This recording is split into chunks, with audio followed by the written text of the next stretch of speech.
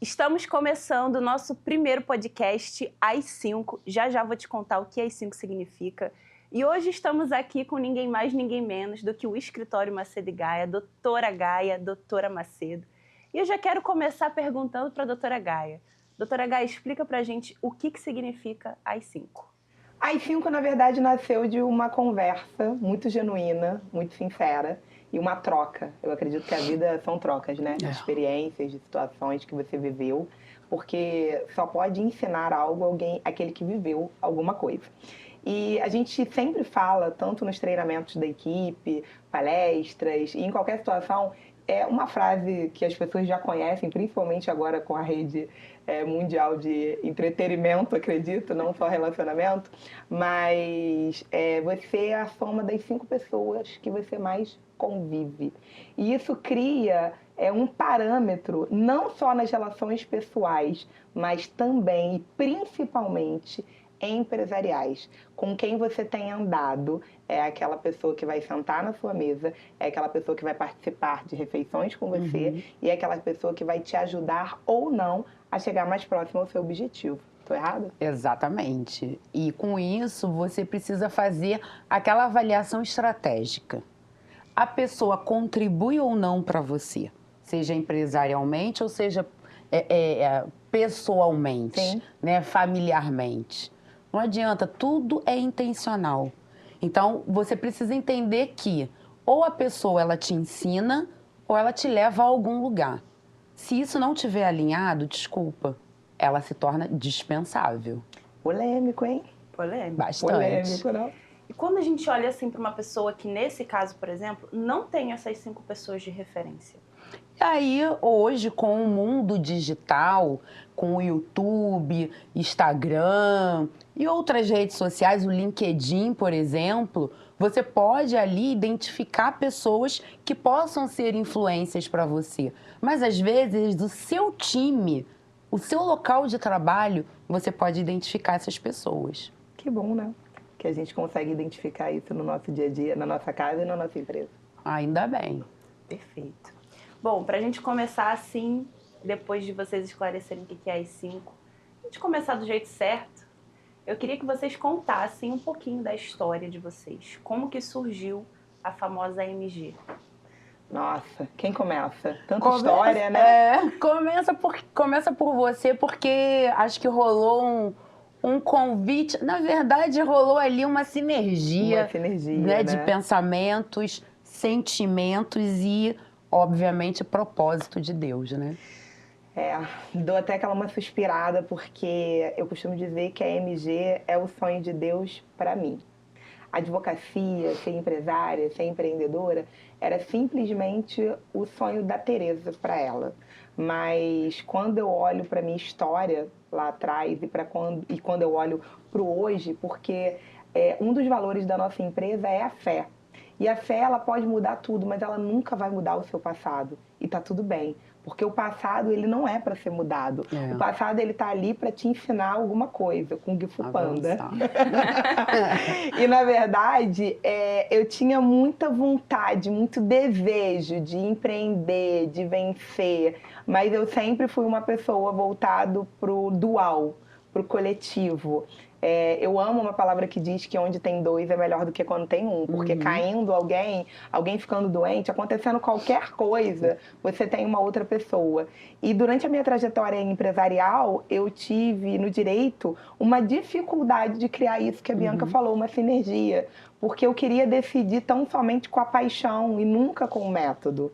O encontro da Macedo com a Gaia, Bianca falou bem que foi um encontro literalmente... não foi proposital, mas teve a ver com um propósito. A nossa empresa ela começou dentro de um carro, né?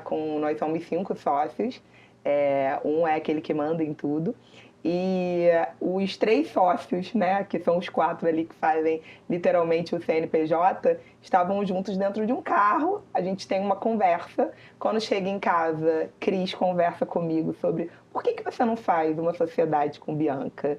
E quando chega em casa, não no mesmo dia necessariamente, mas Wagner parece que conversa com Bianca sobre, olha, Gaia é um bom lugar para você começar a empreender. E aí, falando do começar a empreender, acho que é bacana também você dar um corte aí falando sobre aonde você estava quando a gente se encontrou. Pois é, eu vou fazendo, né, um feedback, assim, vou relembrando alguns momentos e vejo que a gente já se conhecia há mais de 10 anos. Já éramos amigas, confidentes, inclusive, mas uma respeitava sempre o trabalho da outra na advocacia, mas nunca perguntava, né, ou trocava-se figurinha a respeito do trabalho. Então, eu acho que isso que foi mais interessante, porque o meu dia a dia, que era um dia a dia diferente da Tereza, por ser locais e formas de trabalhar diferentes, a gente nunca havia conversado a respeito. Então, quando a gente, por um assunto em comum, vamos ali as duas finalmente, e aí eu falo que por isso que houve ali o propósito, porque surgiu de um caso onde as duas vão conversar e aí sim trocar uma figurinha. E que caso, né? E que caso emblemático na época. E aí nós falamos assim, se esse caso der certo, a gente vai enxergar que Deus tem algo mais nisso daí. E obviamente deu certo. E deu certo. Teve muito problema para dar certo. Para variar, né? E engraçado é que ela tinha, não queixas, né? Não era necessariamente do ambiente de trabalho dela e nem eu do passado, como eu falei. Mas a gente tinha muita insatisfação com situações incômodos, com coisas que a gente viveu no passado. Tanto eu na área do empreendedorismo, quanto ela na área de ser seletista ou ser funcionária de alguém. E a gente via muita postura de alguns empresários, de alguns chefes, de alguns líderes, e que eu nunca fui uma pessoa, e nem ela, que simplesmente falava assim, nossa, que pessoa horrorosa, olha como é que tá me tratando. A gente passava, engolia aquele sapo, nem brigava mais com o leão, né, por dia. Acho que a gente era amiga do leão por dia. Mas a gente falava assim, quando a gente começou, a gente não quer fazer isso. Porque eu dizia, Bianca, hoje a gente está dizendo que eles estão fazendo errado, mas amanhã, quando a gente for o líder, quando a gente for a líder, quando a gente tiver que tomar as decisões de gestão, e principalmente que tem a ver com dinheiro, eu não quero que a gente faça isso. E a gente fez quase um pacto ali, né? Foi. E hoje, passados 5 anos da formação dessa empresa, graças a Deus a gente tem visto que a gente tem cumprido. E quando a gente acha que não tem cumprido, a gente conversa, alinha, volta, explica uma para outra por que a gente acha aquilo ali.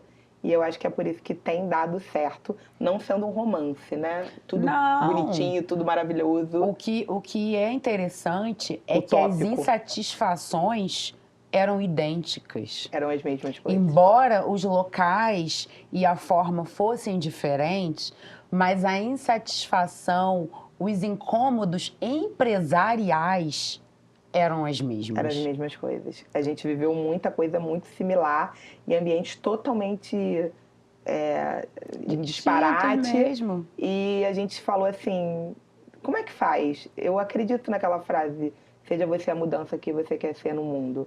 Eu acho que não é utopia, dá trabalho. Porque é mais fácil reclamar do outro, ou da empresa, ou do chefe, ou do líder. E não estou fazendo aqui um parêntese para a gente validar as ações do outro que estão erradas, mas de literalmente fazer algo para mudar. E a gente quis... A Macedo Gaia surgiu do desejo de ter uma felicidade empresarial minha, uma satisfação, um êxito e não apenas dinheiro, e mudar o cenário empresarial. A gente é abusada a esse extremo. A gente veio para trazer mudança. E se você perguntar para alguém da nossa equipe, eles vão falar que a gente tem feito mudança. Eu desafio você a procurar um colaborador meu e dizer que a vida dele não foi transformada. Se foi para bom ou ruim, aí eu não sei. E outra coisa também importante é que com essas visões e as experiências que a gente tinha, né, a Tereza, com a questão de ser já empresária, de ser empreendedora, e eu estava muito no mundo corporativo, a gente soma as ideias positivas e a gente avalia e faz aquela reflexão sobre os pontos negativos para poder, então, construir a Macedo Gaia. É por isso que hoje a gente diz que a Macedo Gaia, ela preza por uma advocacia inteligente, inovadora e multidisciplinar. Porque a experiência que eu tive no mundo corporativo e a experiência que a Tereza teve sendo empresária faz o quê? Vamos avaliar o que tem de bom e o que tem de ruim e a gente vamos tentar fazer algo completamente diferente. E o diferente vem também do multidisciplinar, porque era uma exigência da Bianca, porque já trabalhava com vários profissionais, e eu acho hoje, olhando para a nossa história, que por conta disso que eu falei do início, de eu ser dual e coletiva, simplesmente a advocacia apenas não cabia no nosso sonho de inovar e fazer a diferença. Era muita vontade, muito ânimo, muita paixão com o método certo para fazer explodir e apenas com a advocacia. Eu queria incluir a engenharia, a arquitetura, o biólogo, o farmacêutico, o designer gráfico, a produtora, a agência de publicidade. Eu queria ter uma gama de associados e de pessoas que pudessem, de uma forma, tocar a vida dos nossos clientes. E aí a gente solucionar. Teve um dos primeiros clientes da AMG, e foi com essa experiência do direito imobiliário aonde a Tereza falou, olha, a gente tem um cliente para falar de uso capião extrajudicial. E eu falei, Tereza, eu não entendia nada de uso capião. Eu falei, mas Tereza, você vai visitar o cliente, o imóvel do cliente, mas e o engenheiro? Não vai acompanhar você? Aí ela, tá aí. Porque o engenheiro, na forma tradicional, entraria num momento posterior do trabalho dela, né, da parte jurídica. O engenheiro viria depois. Aí eu falei, caramba, não, eu acho que a gente já tem que se apresentar ao cliente com o engenheiro do lado. Isso. Porque a conversa e a segurança jurídica e técnica, no caso da engenharia, para o cliente vai ser muito maior. Perfeito. Deixa eu perguntar uma coisa. Porque a gente entendeu quem é Macedo e Gaia, mas quem é doutora Gaia e doutora Macedo? Agora ela começa, porque ela é a chefe. Pois é, a doutora Macedo é uma mulher que pensa muito antes de tomar qualquer decisão.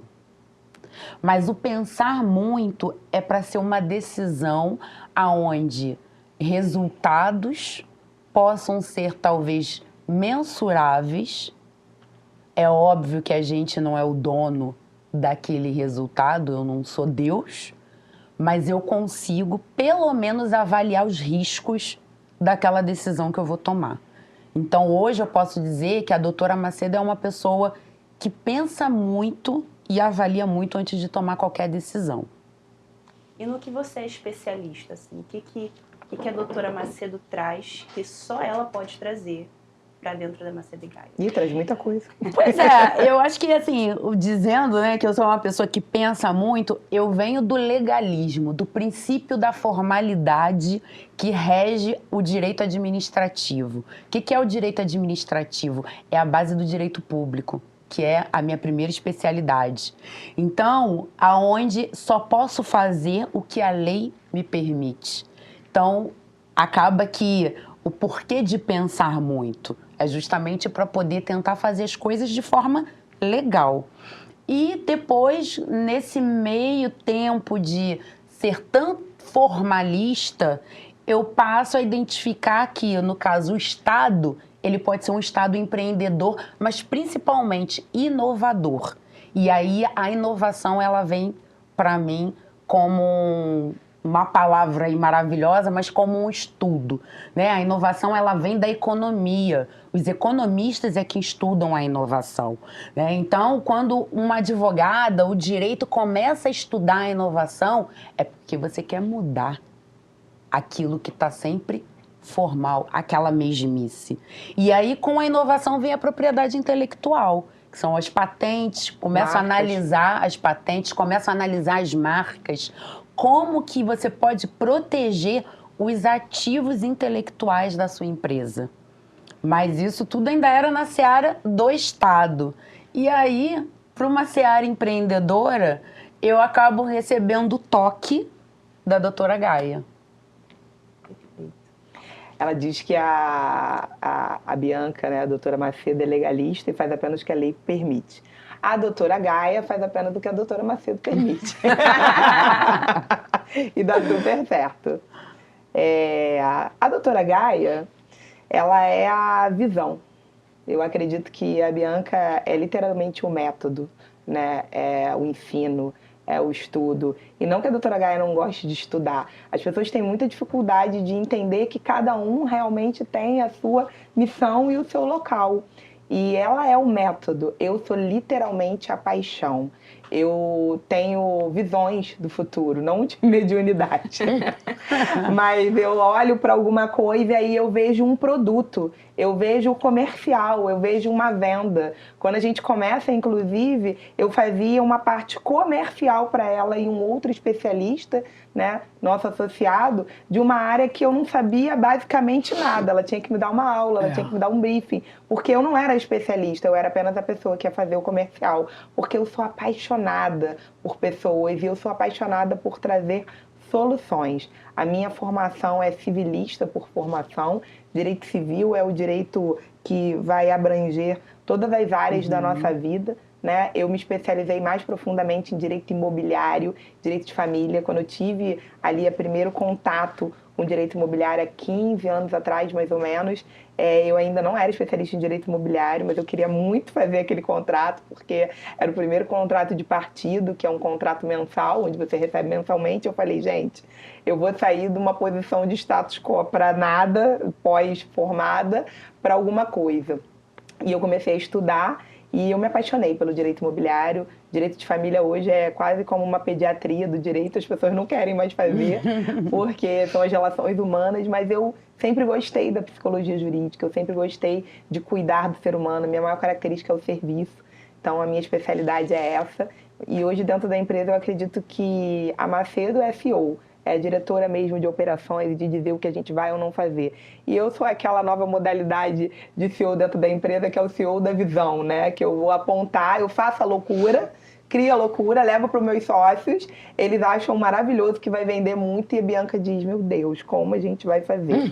É meio arquiteto e engenharia aqui, né? Eu sonho, o engenheiro vai ter que dar o jeito. Então eu seria da arquitetura e ela da engenharia. E tem dado certo, graças a Deus. Tem, e eu acho que essa questão até do formalismo, como eu falei da minha parte, que às vezes traduz um pouco de frieza para quem ouve do outro lado, mas com um toque humanizado que a doutora Gaia tem, por conta justamente dessas bases do direito que fez a formação dela, faz com que a gente consiga novamente trazer um equilíbrio. E aí um equilíbrio nas consultorias, um equilíbrio nas mentorias que a gente oferece aos nossos clientes e um equilíbrio na nossa produção em si, como profissionais e como pessoa, porque eu aprendi muito com essa empatia, vamos dizer assim, até exacerbada da doutora Gaia, né? Eu sou uma pessoa empática, mas eu posso dizer que a doutora Gaia tinha uma empatia um pouquinho além. Fora da curva. Mas era necessário para poder quebrar um pouco o gelo que a doutora Bianca talvez se vestia em razão da sua história. Eu chamo ela de Frozen, né? Porque vai ter uma homenagem, alguma coisa da equipe, e aí ela fala, ai, Tereza já vai começar a tirar, tipo assim, quase vira o olho, né? E hoje em dia ela não tá tão Frozen. Mas é bacana porque eu lembro que no início da empresa eu era muito, vamos entregar, vamos dar. E aí ela, não, tudo ela, né, vai. E quando surge a persona, a skin empresária, ela sempre foi firme. Não. Me explica por que você quer dar isso aqui. Por que você está entregando isso aqui? E aí letra da lei, eu tinha que explicar. Mas me fez bem porque eu não podia e eu não tinha êxito financeiro ao longo dos anos porque eu dava demais. A empatia exacerbada, ela nunca ajudou meu cliente no direito de família e eu tinha muita tranquilidade para falar isso. Você chegava uma mulher que sofreu violência doméstica, alguém que estava fazendo um divórcio difícil, não adianta eu sentar com ela para chorar porque eu não vou ajudar ela.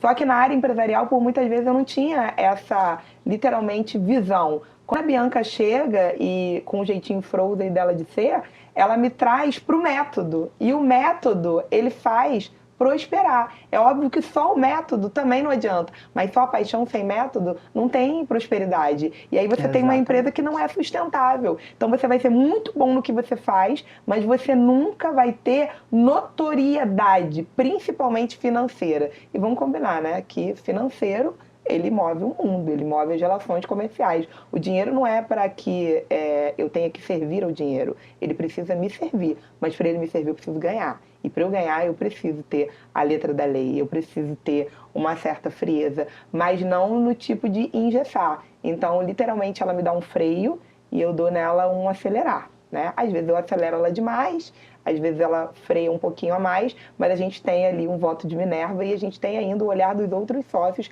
que é muito importante, até porque não são advogados. Perfeito. Então, essa se tornou o match perfeito, o casamento perfeito, né? Sim. Exatamente. É um negocinho de vez em quando? Tem, mas nada que dure 2 horas. E que faz parte, né? Porque são duas personalidades distintas. Eu faço bico, ela faz a egípcia e depois a gente resolve.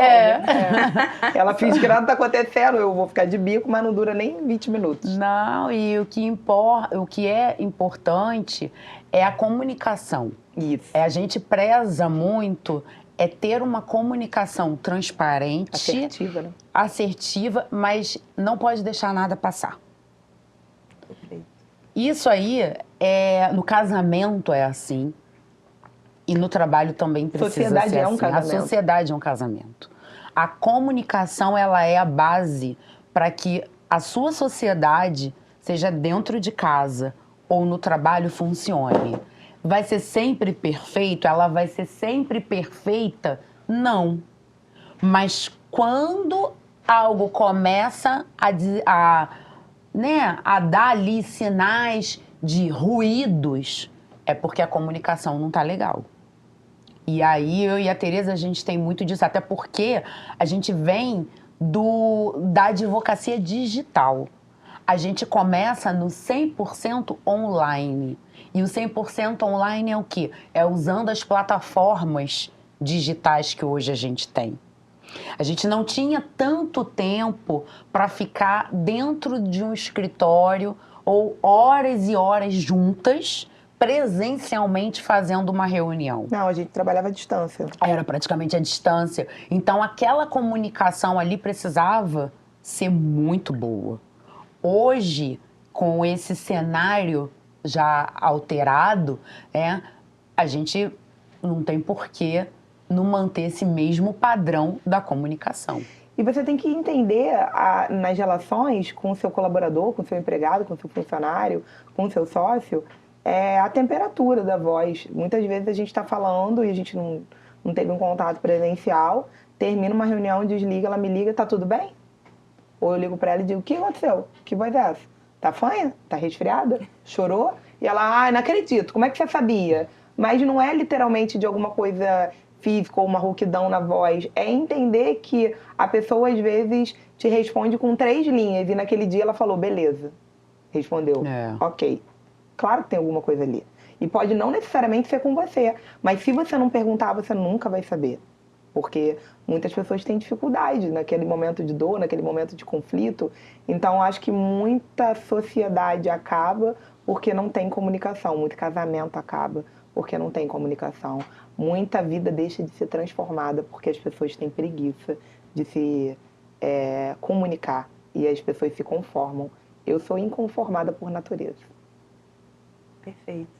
E aproveitando esse gancho que a gente está falando sobre como a empresa de vocês começou e a base da empresa de vocês, e a gente está aqui hoje para falar sobre a base de uma empresa, né? O que precisa acontecer judicialmente ou no administrativo para que essa empresa tenha, por exemplo, um match como vocês tiveram e que ela consiga prosperar porque a base dela está bem fundamentada. O que vocês acham que é essencial?